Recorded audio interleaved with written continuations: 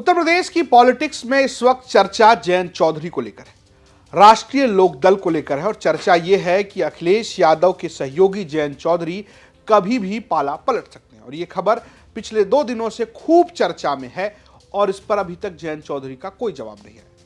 सूत्र ये बता रहे हैं कि 4 सीटों का ऑफर किया गया है, राज्यसभा सीट का भी ऑफर किया गया है। जिन 4 सीटों की बात हो रही है उसमें बागपत, कैराना, मथुरा और अमरोहा की सीट बताई जा रही है। साथ ही साथ राज्यसभा चुनाव में भी 1 सीट के ऑफर की बात कही जा रही है। लेकिन अब सोर्सेज एक और बड़ी खबर बता ये रहे हैं कि जयंत चौधरी और बीजेपी के बीच जो बातचीत चल रही है उसमें अब मंत्री पद के ऑफर की बात आ गई है। जी हां, मंत्री पद का ऑफर माना यह जा रहा है कि बीजेपी की तरफ से और जयंत चौधरी की तरफ से जो बातचीत चल रही है उसमें मंत्री पद को लेकर बातचीत हो रही है और बात यह कही जा रही है कि जयंत चौधरी एक मंत्रालय जो है वो केंद्र सरकार में चाह रहे हैं, यानी कि खुद के लिए केंद्र सरकार में एक मंत्री पद चाह रहे हैं और उत्तर प्रदेश की सरकार में जो योगी आदित्यनाथ की सरकार है उसमें भी अपने एक विधायक के लिए मंत्री पद चाह रहे हैं। आपको बता दें कि अभी उत्तर प्रदेश की जो एनडीए है उसमें बीजेपी के अलावा अपना दल सोनेलाल जिनकी मुखिया अनुप्रिया पटेल हैं वो, निषाद पार्टी जिसके मुखिया संजय निषाद हैं वो, और ओम प्रकाश राजभर की पार्टी सुभाषपा शामिल है।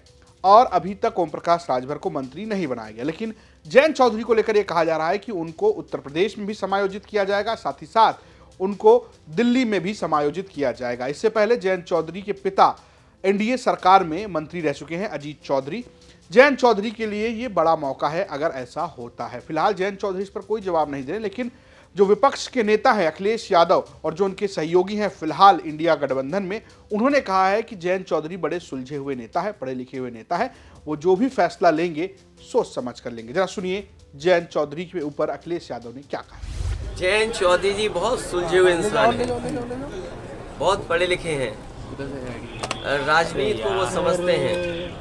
मुझे उम्मीद है कि किसानों की लड़ाई और खुशहाली की तरफ जो संघर्ष चल रहा है उस लड़ाई को वो कमजोर नहीं होने देंगे। आपको बता दें कि सूत्र ये भी बता रहे हैं कि जयंत चौधरी और अखिलेश यादव के बीच कुछ तनाव भी चल रहा है और ये तनाव जो है वो मुजफ्फरनगर की सीट को लेकर है। दरअसल बीते दिनों ये घोषणा हुई थी कि समाजवादी पार्टी ने जयंत चौधरी की पार्टी को 7 सीटें दी है और माना यह जा रहा है कि मुजफ्फरनगर की सीट को लेकर काफी एक तरीके से दबाव है।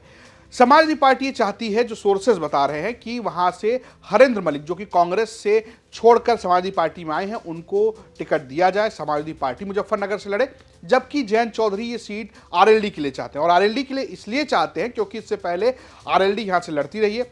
2019 के चुनाव में जब समाजवादी पार्टी ने सीट आरएलडी के लिए छोड़ी थी तब यहां से जयंत चौधरी के पिता और अब जो इस दुनिया में नहीं रहे अजीत चौधरी चुनाव लड़े थे और वो बहुत ही कम मार्जिन से चुनाव हार गए थे। और इसको लेकर कहा जा रहा है कि अगर मुजफ्फरनगर से खुद जयंत चौधरी लड़ते हैं तो जयंत चौधरी सीट को बचा सकते हैं। और बीजेपी के खेमे में भी सीट को लेकर काफी गहमा गहमी है क्योंकि यहां से चुनाव लड़ने वाले संजीव बालियान को लेकर जो स्थिति है वो बहुत ठीक नहीं बताई जा रही है। लेकिन अब देखना यह है कि जयंत चौधरी इस पर क्या जवाब देते हैं। अभी तक जयंत चौधरी ने इस पूरे मामले पर चुप्पी साध रखी है। विपक्ष और सत्ता पक्ष की तरफ से अपने अपने दावे हो रहे हैं, लेकिन जयंत चौधरी चुपचाप हैं और किसी से मुलाकात अभी तक नहीं कर रहे हैं। फिलहाल आपको क्या लगता है कि जयंत चौधरी पाला पलट लेंगे या इंडिया के साथ बने रहेंगे? हमें कमेंट बॉक्स में जरूर बताइएगा। देखते रहिए यूपी तक। नमस्कार।